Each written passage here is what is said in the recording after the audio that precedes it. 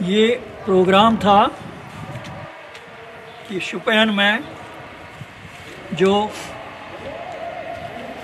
نہتے جوانوں کا خون بہایا گیا ہے ان تک ہم پہنچیں اور ان کو دلاسا دیں اور ان کو ہمت اور حوصلہ دیں اور شہید ہوئے جوانوں کو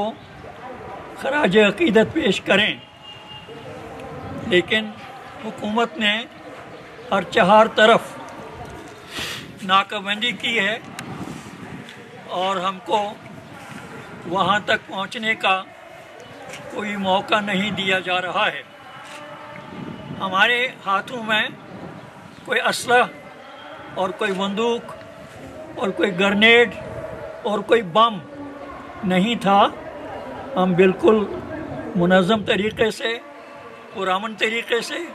پروقار طریقے سے اور بہت ہی احتیاط کے ساتھ شوپین تک پہنچنا چاہتے تھے، اور میں ہندوستان کی قیادت اور ہندوستان کی لیڈرشپ اور ہندوستان کے حکمرانوں تک یہ پیغام پہنچانا چاہتا ہوں کہ آپ کا یہ جبر اور بربریت جو ہے یہ جموں کشمیر کے عوام کے لیے ان کا جو آزادی کا مطالبہ ہے، ان کا جو مطالبہ ہے رائٹ ٹو سیلف ڈٹرمنیشن، وہ مطالبہ جاری رہے گا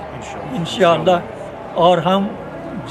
جو ہندوستان کا ظلم اور جبر ہو رہا ہے، اس ظلم اور جبر کے آگے میں ہم انشاءاللہ کبھی سرنڈر نہیں کریں گے، کبھی سر نہیں جھکائیں گے۔